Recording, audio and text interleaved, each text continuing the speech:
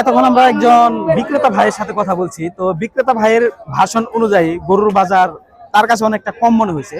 তো এখন আমরা একজন ক্রেতা ভাইয়ের সাথে কথা বলবো, দেখি যে ক্রেতা ভাই গরু তো অনেক দেখছে, তার কাছে বাজারটা আজকে কেমন মনে হচ্ছে। আসসালামু আলাইকুম। জি ভাই, আপনি তো এখানে গরু কেনার জন্য আসছেন, হ্যাঁ? তো আপনি তো বাজারে দেখছেন, তো গরুর বাজার কেমন মনে হয়েছে আপনার কাছে? দামগুলা যাচাই করছেন তাতে? না, বাজার মোটামুটি ঠিক আছে। হ্যাঁ, বাজার ঠিক আছে। তো আপনি কি কোনো গরুর দাম দর করছেন? করছি। তো কিরকম বাজেটে আপনি গরু কিনতে যাচ্ছেন? তো আমি মনে করি 70-80 মধ্যে কিনবো। 70-80 হাজার টাকা। তাতে কি আপনার গরুর দাম বলছেন, তাতে কি মনে হয়েছে যে বিক্রেতা ভাই আপনার সাথে বলছে, তাতে কি দাম কি অনেক বেশি মনে হয়েছে, না যে মার্জিত মতোই আছে? ঠিক মতো আছে, সমস্যা ঠিক নেই। মতোই আছে না? আচ্ছা, ঠিক আছে ভাইজান, আপনাকে অসংখ্য ধন্যবাদ। তো ক্রেতা ভাই বলতেছে যে না, গরুর বাজার আলহামদুলিল্লাহ খুব সুন্দর আছে।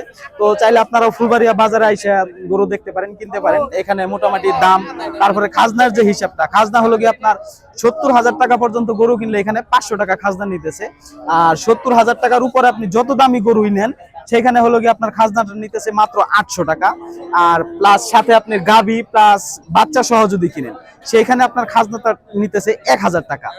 আর ছাগল যদি কিনেন, সেইখানে আপনার খাজনাটা নিতেছে হলো গিয়া 500 টাকা। তো তুলনামূলক ভাবে এখানে খাজনার সংখ্যাটাও অনেক কমই আছে। চাইলে আপনি ফুলবাড়িয়া বাজারে এসে গরু কিনতে পারেন। তো ধন্যবাদ আপনাদের সকল।